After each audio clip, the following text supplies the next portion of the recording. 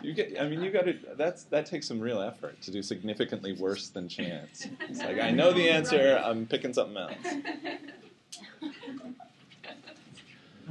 All right. So today we're going to move on to my favorite topic ever. Yeah, I am that big enough of a geek. I was going to think, wow, is there something else like Doctor Who maybe? But no, I'd rather talk about this than Doctor Who. So yes, I am a nerd. So we're gonna talk about long-term memory today. And so normally when you talk about memory, we're going to talk about that kind of memory. But I want you to realize that there are other kinds of memory. And I want to give you a definition. Actually, let me throw it out to you. How would you define memory? What is a memory? What counts as memory?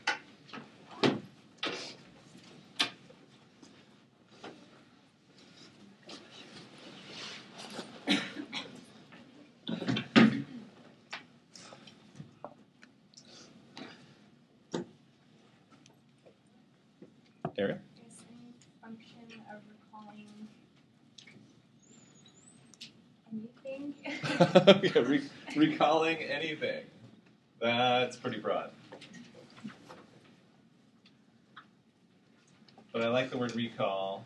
And why anything, Ariel?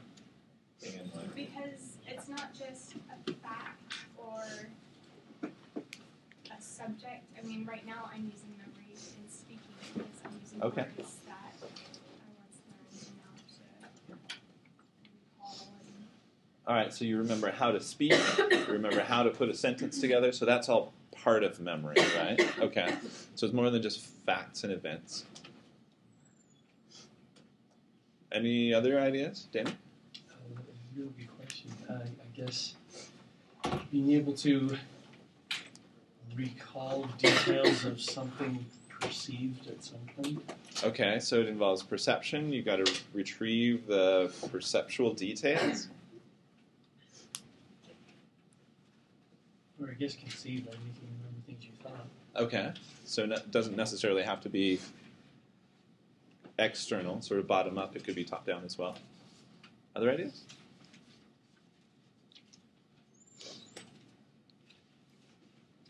Sorry? I think it's a mental representation based on experiences.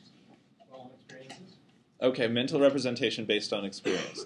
That's kind of an abstract construct, right? So we talked about abstract constructs before. Memory is an abstract construct. Can you touch a memory? Can we point to it? I'm a memory researcher. Can I view your memories? Can I somehow measure them? Not directly, right? So for me, I like Tori's definition. So a mental representation based on experience. Is that how you said it? I like that a lot, but I can't get at that as a memory researcher. What can I get at? What can I measure? Behavior. Yeah, so I would define memory as a change in behavior as a result of experience.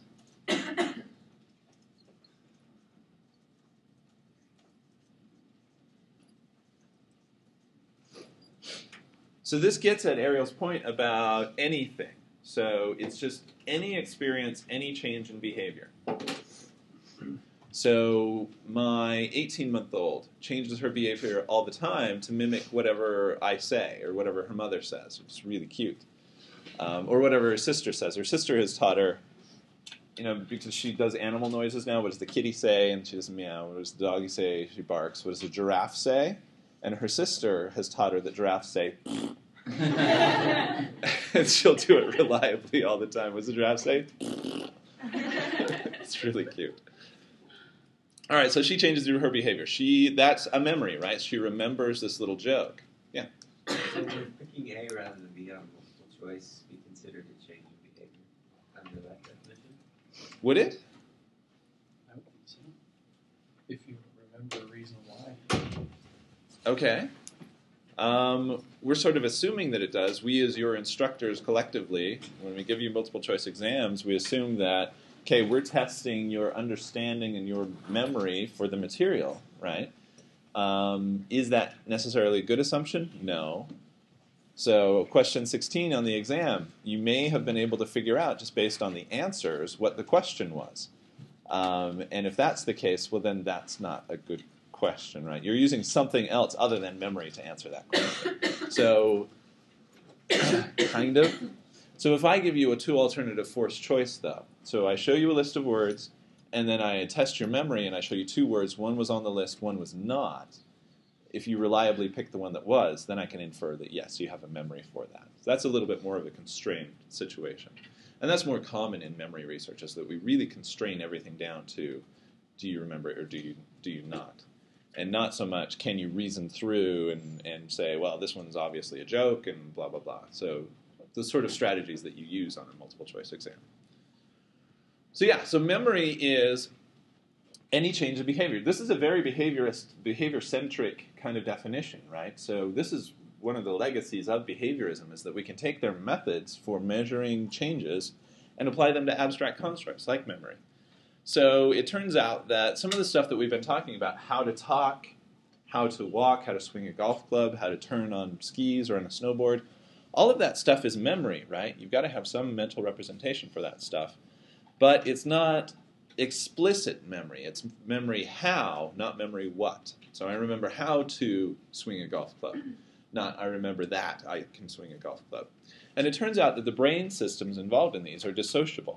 You can get double dissociations between these things. So you can have patients who have impairments in their declarative memory, have amnesia, but are still able to learn new skills, for example. And we'll talk about that probably Monday.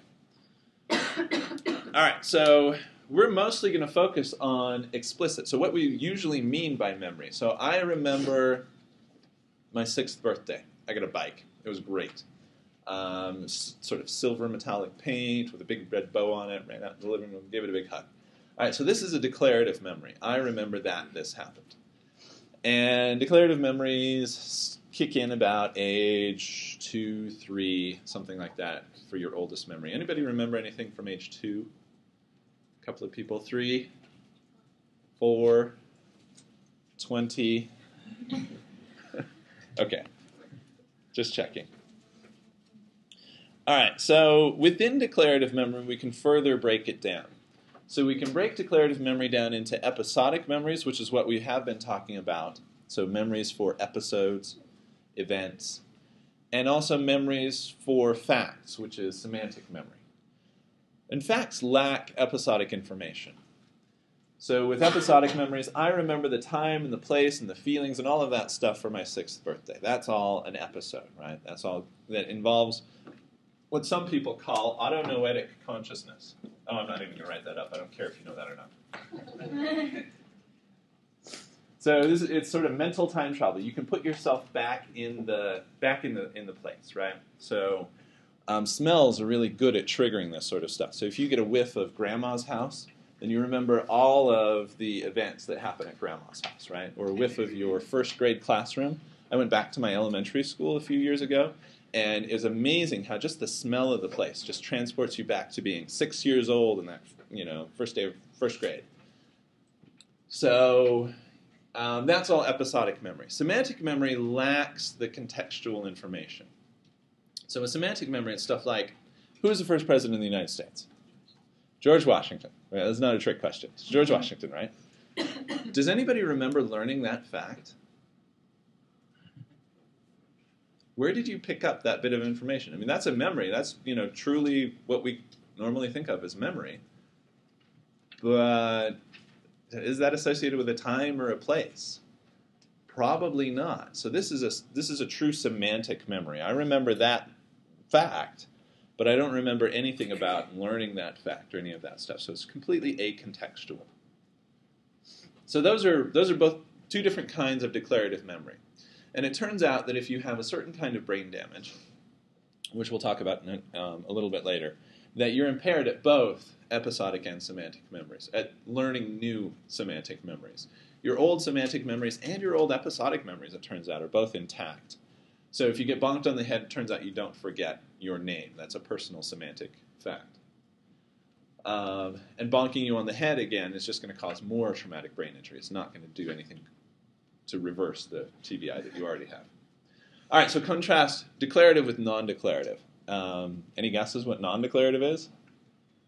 Not facts and events, right? It's kind of implied by the name. So this is skills and habits. So this is your memory for how to do things, how to swing a golf club, how to walk, how to talk. Does talking count? Yeah, talking counts. Skills, knowing how to do things, as well as conditioning. So all the Pavlovian conditioning stuff that we've been talking about, also intact in amnesia. So you can condition people to be afraid of rats or rabbits or whatever it was with little Albert, completely through classical conditioning means, and that doesn't depend on the same brain systems as declarative memory. All right, so today we're sort of going to focus in on the first bit of this. So we're just going to talk about episodic memory today. So usually when we talk about memory and we talk about memories, so the song from Cats, Memories. I'm not really going to sing because that would just drive you out. So that's usually what we talk about. Usually what we're referring to as episodic memories. But all of this prelude has been, know that this is just one kind of memory. There's lots of different kinds. So far, when we've been talking about memory, when we talk about sensory memory, iconic memory, it's got a fairly large capacity but very short duration. Short-term memory, what's the capacity of short-term memory? 7, yeah. So magic number 7 plus or minus 2 sort of depends on the kind of information you're holding in working memory. But the capacity is fairly limited, and the duration is fairly limited, about 30 seconds. So once you get out of working or short-term memory, and you're not thinking about the information, but you can retrieve the information, now we're talking about long-term memory. Its capacity seems to be huge, and we don't know how much information you can cram away into long-term memory. Some people remember every day of their lives. Like literally, these people have what's called, this one I do want you to know. What is it called? Is there an episode of House on this? It's not savantism. It's different than savantism. Sometimes it's known as hypermnesia. So this is the opposite of amnesia, hypermnesia. I think it's called super autobiographical memory.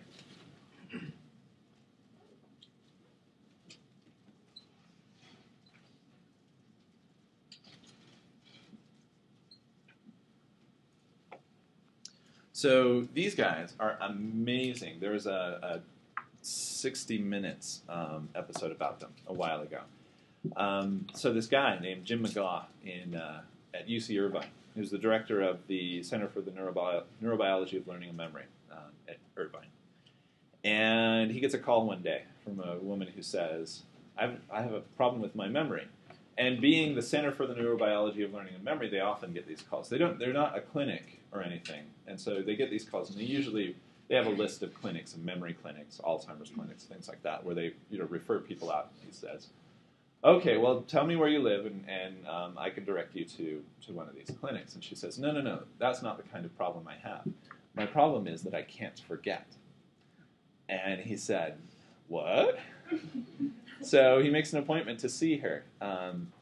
He tells him about her condition, that she can remember every event from her life. So she can remember the events that happen on every day of her life.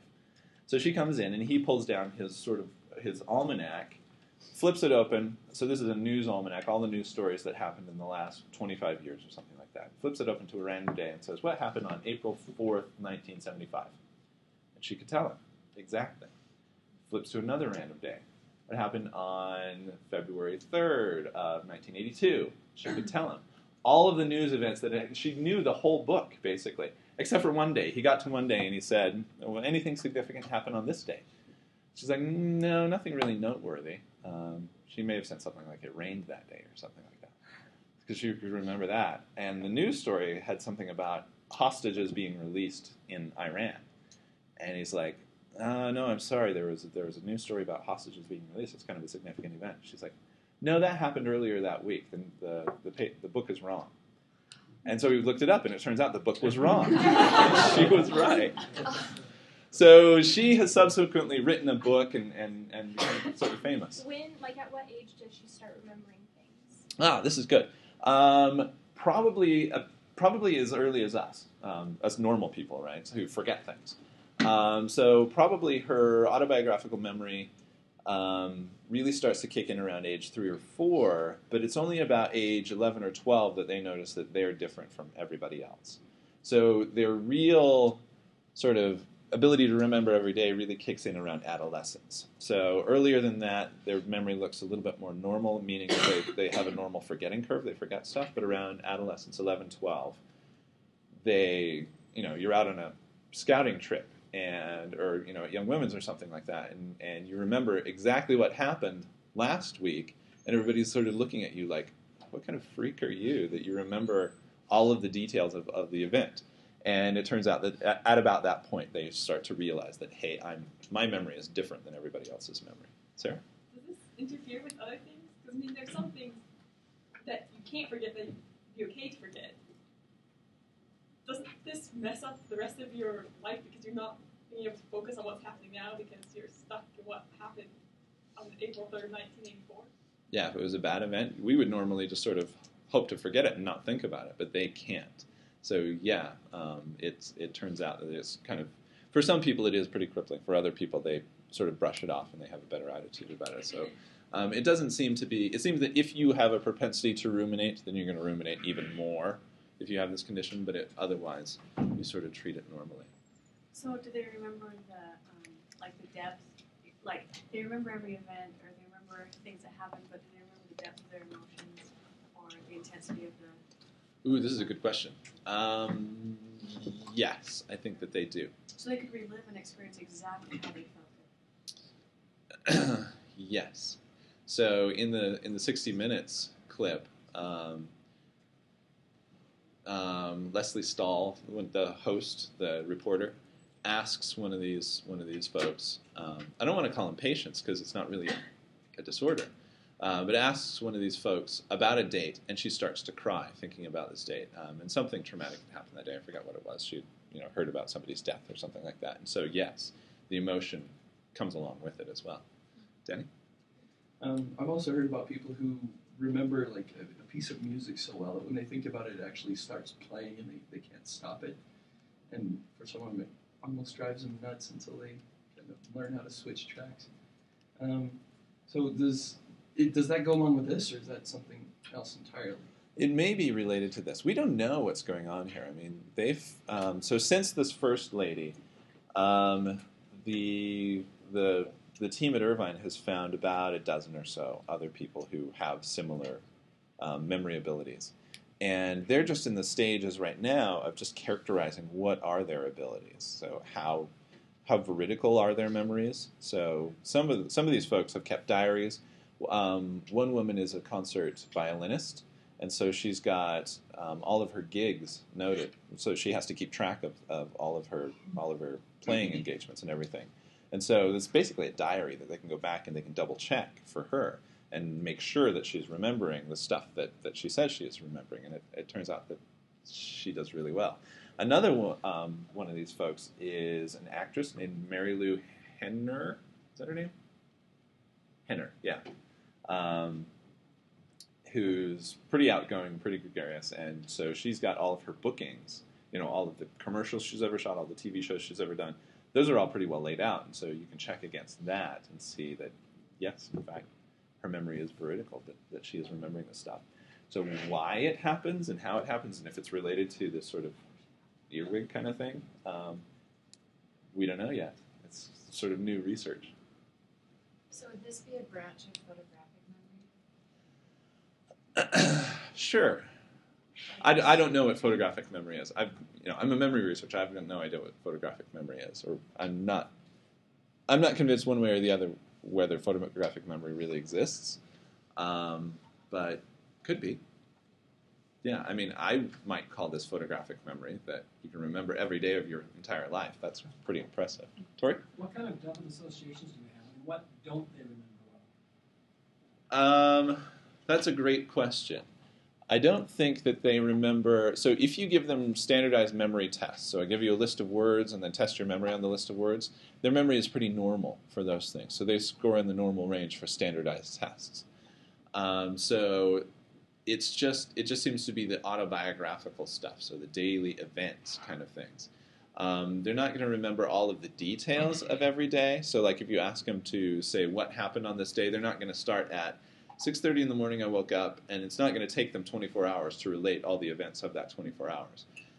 They'll give you sort of the synopsis, sort of the snapshot, but they remember the snapshot. How many of you remember what you had for dinner last Thursday night? Anyone? Bueller? No? I don't either. So they'd be able to tell you that, and probably a lot more about what happened last Thursday, whereas we would have to sort of piece it back together and think about it. This is sort of a tangent, but I love talking about this stuff, so it's not really a tangent. All right, so that's episodic memory. Okay, so you can have super autobiographical memory. We don't. Let me know if you do, because I would love to talk to you more if you do, in fact, remember every day of your life. So for us, normal humans, well, not normal, mere humans, how about that, who don't have these super abilities, what determines what we're going to remember and what we're going to forget? So dinner last Thursday night. Does anybody actually remember what they had for dinner last Thursday night? What did you have? Coleslaw and cupcakes? Okay, so how come you remember that? Was it unusual? Does it stick out? Or is it just you happen to remember? It was a dinner group. So Oh, okay. Okay. Okay. Anyone else? Texas Roadhouse. Okay, so how often do you go to Texas Roadhouse? Not very often. Not very often. So it's probably an unusual event, right? This is probably going to stand out. And so that sort of thing sort of makes it stand out. Normally dinners on Thursdays, yeah, not really anything to remember because it's probably the same as, or a similar situation as dinner on Wednesday, similar as dinner on Tuesday, etc., etc. So it probably all runs together after a while. So if you wanted to remember stuff, if you wanted to remember this for a test, for example, how are you going to do that? So here are some possibilities. If you really want to learn the information, does that help? Does emotion help? Does repetition or congruence or thinking about the meaning help with encoding information? What does congruence mean? I'll tell you in a little bit. So basically, is it unusual or is it congruent with your experience? So does it fit in with the rest of your experience? So if I came in dressed as a clown one day, that would be incongruent and you would remember that, I would hope. As Dr. Kerwin dresses as a clown every day. All right, so let me give you some examples of these things. All right. I'm going to read you 2 lists of words.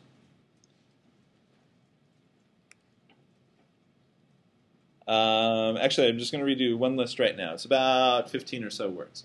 So don't write them down. I'm going to have you try and memorize them for a memory test a little bit later on.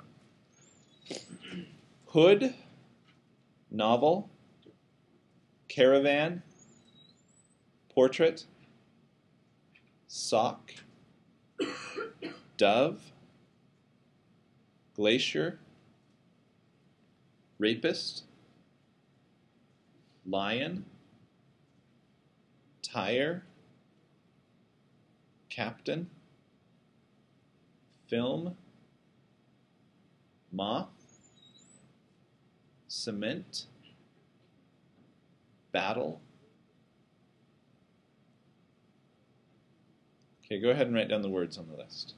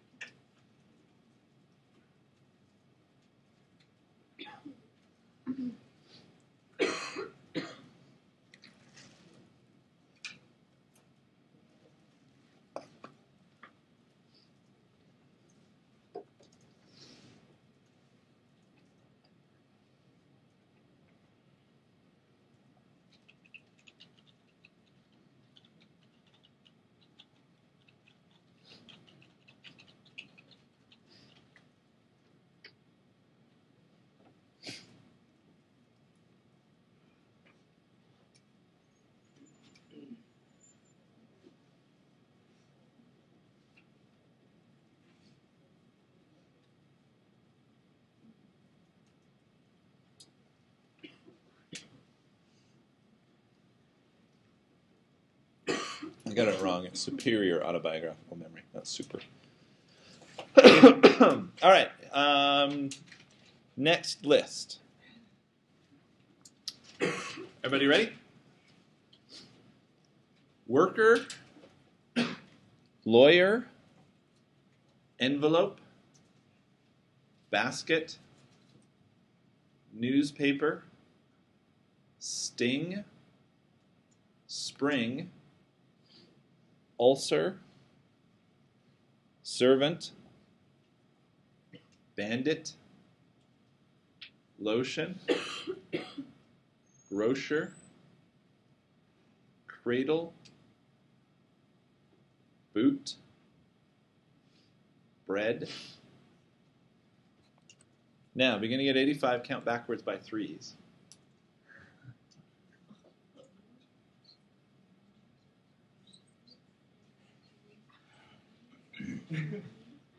Okay, go ahead and write down the words from list 2.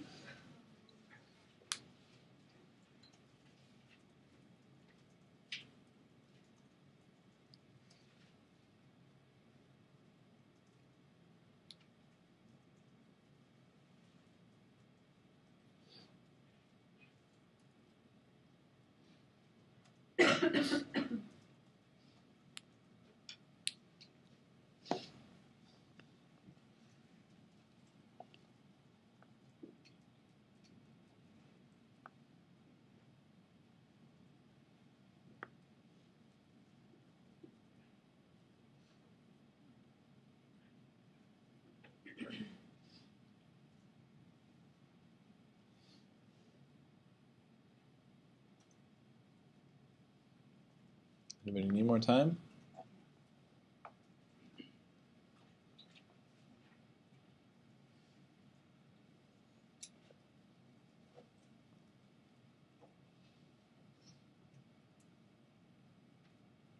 All right, here are the lists. So from list 1, how many of you got hood? Novel, caravan, portrait, sock, dove, glacier, rapist, lion, tire, captain, film, moth, cement, battle. Okay, pretty good proportion. List number 2, how many of you got worker, lawyer, skipping to the middle, sting, spring, ulcer, servant? How many of you got boot, bread? Far fewer of you got bread than battle. So what happened here? So for list 1, I'm being prescient and all-knowing and all of that. I've estimated your performance. So it turns out that pretty much everybody gets the first couple of words, and then your performance sort of drops off as you get towards the middle of the list, and then it shoots back up at the end of the list. So why do you get the first couple of words? Why did everybody get hood? What are you doing as I'm reading off the list? As you're reading in between each word, I would just repeat back the words I could remember as many times as I could between each one. Okay. But then you get to the middle, and there's so many that you can't repeat. And I kind of lost myself, and then I started over by the end.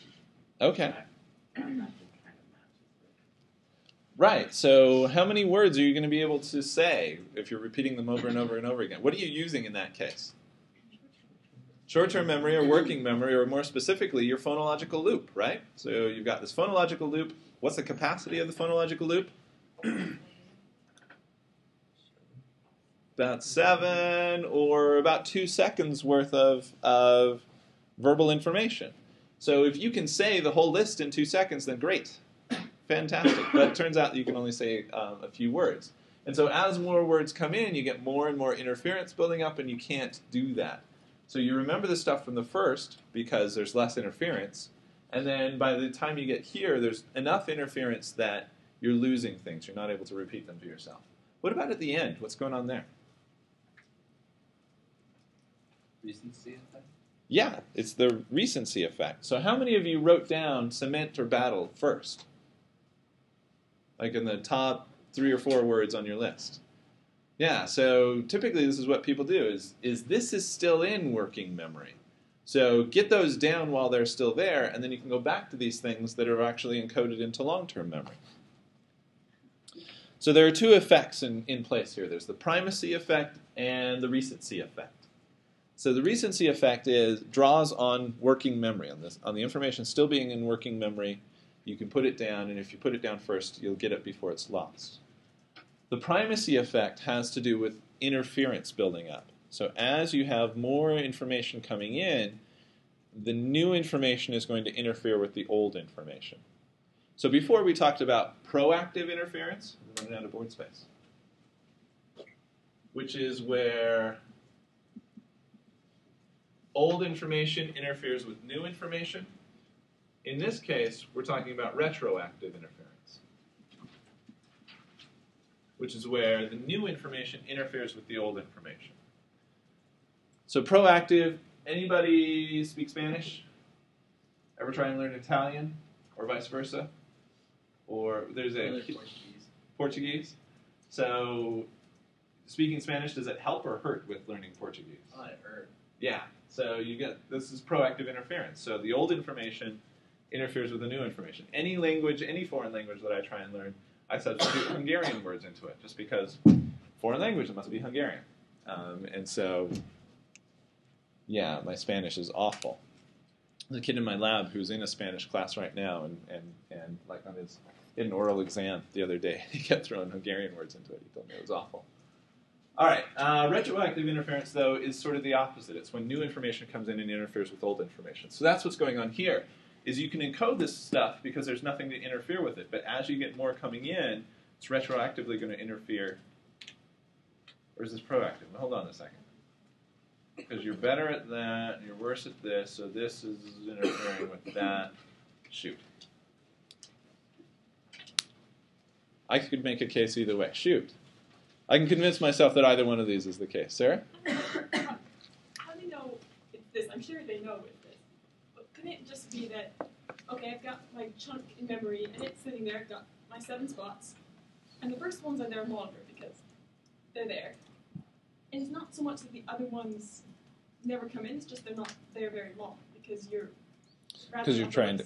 And so then the last 7 are still there because you've not pushed them out, so they get to stay there longer and like ooze in. Does that make sense? Yeah. So this gets back to our question about our earlier model where we had the stages, right? So we had sensory memory goes to short-term memory goes to long-term memory. So in order to get to long-term memory, you got to go through short-term memory, right? And the way that you hang on to it longer in short-term memory, so you have more time to rehearse this information. So these get rehearsed, and so therefore they get encoded into long-term memory. These are still in short-term memories, and you haven't quite lost them yet. But those are sort of two opposite effects, right? So these were there longer, and so you remember them. These were there shorter, and so you remember them. So, yay, you get both A and not A. Which, if you've ever taken a logic class, is a logical fallacy, right? So that's how you demonstrate that something is not true. So short-term memory plays a role in this, and it may actually be that you do get enhanced processing for this stuff, but mere repetition doesn't count, doesn't help, it turns out. And I'll show you an example a little bit later of something that you see all the time, every day, but you don't remember it. And I'm sure that you can think of some examples of that. So this is more likely due to interference, and I'm just being an idiot, and I can't remember if it's proactive or retroactive. I'll have to look it up. I think it's actually going to be proactive, because you remember the old stuff, you don't remember the new stuff. So it's proactively interfering with the new stuff coming in. I just want to say briefly, this is something the government uses quite a bit in espionage. When my dad was being trained, they have these conversational techniques to make it seem casual to just share secrets, but you want to have them share it right in that dip so they don't remember what they've told you and then change the subject to something else. I thought that was interesting. Yeah, no, Stephen Covey advocates using this, actually, for studying. So you remember the stuff at the beginning and the end, so have lots of beginnings and ends, right? So have lots of breaks. So you remember the stuff that you study at the very first, study for about 20 minutes. So you've got a first and an end, take a little break, and then you've got another beginning and another end. So you've got more opportunities to take advantage of the serial position curve. Turns out if you have too many of these, they're going to just interfere with one another anyhow, so it doesn't matter. So just study for 20 minutes, period. All right, so we've actually been talking about this question. On the second list, your performance looks more like this dashed line. Why is that? So not so many people got the recency effect. What did we do there? Because we're, I guess, distracted with the task of going backwards by 3s. Right, exactly. So the primacy effect still works because you've already encoded that stuff into long-term memory. It's there. It's not going away. But if I occupy your articulatory process, the phonological loop, with count backwards by 3s from 85, you've kind of got to think about that, right? That's going to occupy your working memory, and so it's going to push out these words that were in working memory, and you've got new contents for working memory. Are there any exercises to improve memory of this? To improve your working memory? Anything that works? Yeah. Yes, I'll give you some examples, actually, of ways that you can make things stick. So it's like people do worse on the second one than the first one? Mm-hmm. Did you do better? Yeah. Yeah, that's not a... Because it could settle in there for a minute or something. I don't know. Yeah, no, it's not unusual. So these are averages. So there's going to be individual variability around these things. And so if we were doing this for real, I would give you, longer lists and more of them to sort of get at an average of these things. I'd probably throw out the first one just because you need to settle into performance on this thing anyhow, right? Tori? How do memory researchers look on mnemonic techniques? They work. Consider that non-standard, and so they kind of disregard those? Like the second list, I just made a story out of it, and I got just about all of it. Okay, yeah. So what we would do is we'd give you a list of about 200 items. So sort of cancel that out. So people have different strategies for these things. So we would try and control for that by making them much longer so that mnemonic techniques aren't going to work, really. And you laugh at the list of 200, but in my experiments, we'll do lists of 200, 360 words in different conditions and stuff like that. So we try and control for stuff like that. One of the ways that we try and control for things like that is with the following technique. So in experiment 2, what I'd like you to do is, if your birthday is in an even month, close your eyes. So February, April, June, etc. Close your eyes. Odd birthday people, I'm going to show you your instructions now. You all have your instructions? Okay, so everybody close your eyes. And then even birthday instructions. So if you've got an even birthday, you can look at the screen now. Your instructions are here. Everybody have them? Okay, so I'm going to blank this for a second, actually. All right, here's your list of words. You can open your eyes if you got them closed, or if it helps you remember, keep them closed. I don't care. Here's the list. Dock, grass, bottle, choir, cook, market, pickle, cider, coffee, fleet, clown, calf, mahogany, fish, date. Okay, go ahead and write down the words on the list.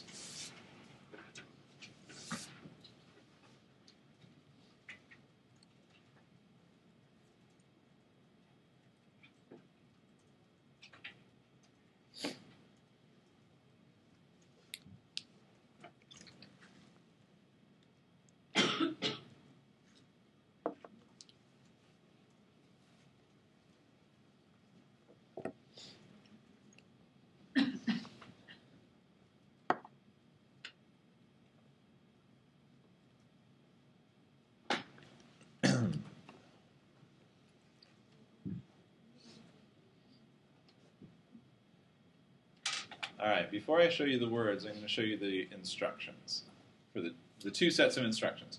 So the people with odd birthdays odd month birthdays, their job was for each word decide if it has an E in it or not. Even birthday instructions was to, for each word, think of whether it's bigger or smaller than a shoebox. So does it have an E or is it bigger than a shoebox? All right, so here's your list. Count up how many you got correct. Dock, grass, bottle, choir, cook, market, pickle, cider, coffee, fleet, clown, calf, mahogany, fish, and date.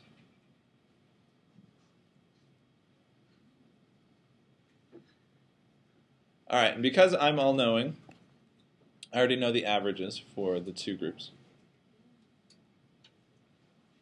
Actually, let me ask you. So, odd birthday instructions. So that was the E's, right? So if you had an odd birthday, how many of you got, I don't know, how many were there, 15? How many of you got 15 correct? 14?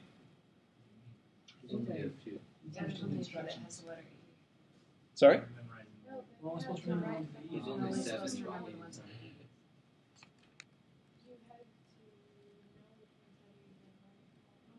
You just had to pay attention to whether it had an E or not. Ah! Stupid animation.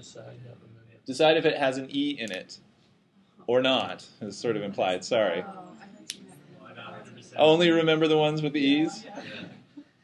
No. Remember the whole list. The instructions were memorize the list. They're sort of incidental instructions. Okay. That didn't work. All right, so if I don't screw up the instructions and if I make them understood, and if I have people doing these two tasks, so usually it turns out that you don't tell people that you're going to test their memory for them. People sort of guess because they see memory lab on the door and then they come in and you give them these screwy instructions. We're going to show you a list of words. We'd like you to decide if they have an E in them or not. Okay. And so you sort of incidentally encode these things. Or we're going to show you a list of words. We'd like you to decide if it's bigger or smaller than a shoebox. Just, to keep you paying attention to the words. And then you incidentally encode those words. And then if I give you a recognition memory test for these things, it turns out that the size, people who got the size instructions remember significantly more than people who get the E instructions. Why is that? What explains that? Michael? Would it be attention? Because size you have to attend to every single word, whereas E you're just attending to specific words. Well, no, with E you've still got to decide if the non-E words have E's in them or not. So you've still got to attend to everything. Ariel? Well, when I think of a word, I think of the object, not like how it's spelled. And so, I don't know, for me that would take an additional step thinking, okay, cider, I think automatically of a cup with brown liquid.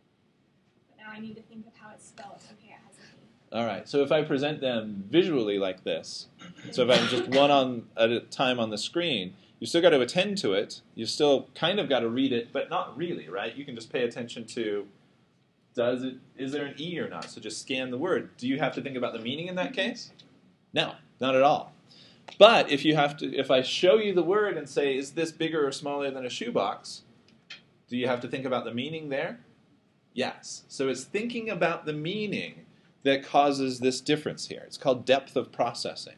The deeper you process the information, the more semantic processing you do on the information, the better your memory for it.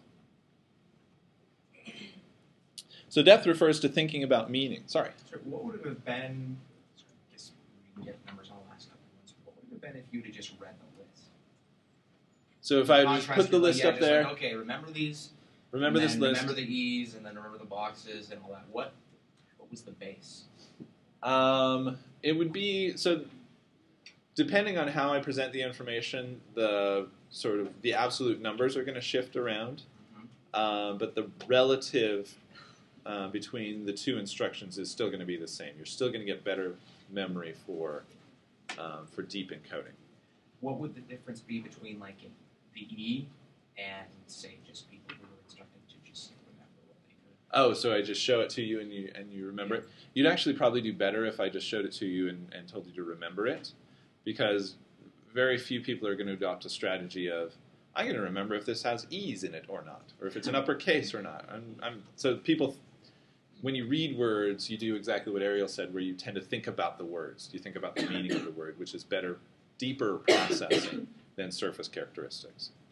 So if I give you the shallow instructions, how many letters are in the word, or does it have an E, is it in uppercase or lowercase, things like that, where you don't have to think about the meaning, your performance is much worse than if you do actually think about the meaning. Even if you're just reading the words, you're thinking about the meaning.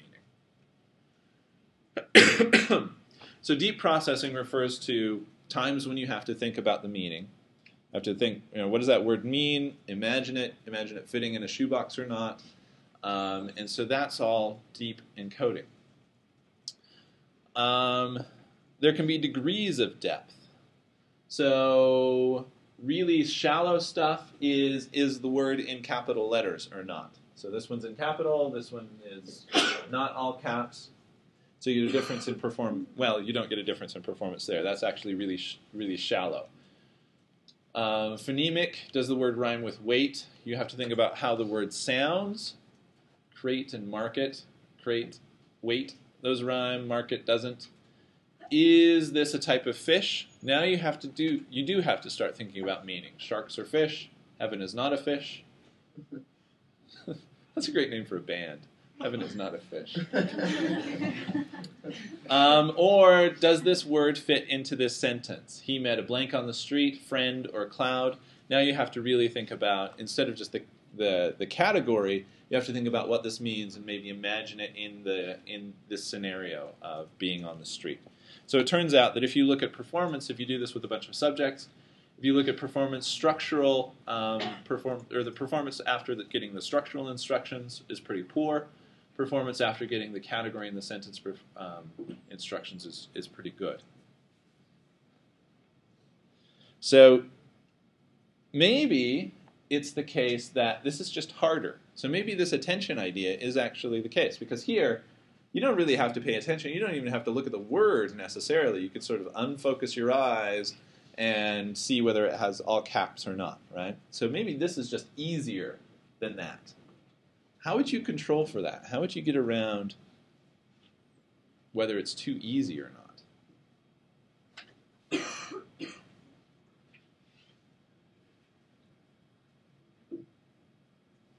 Sorry? Isn't it the same thing? Isn't easiness determined by how much processing we give to it?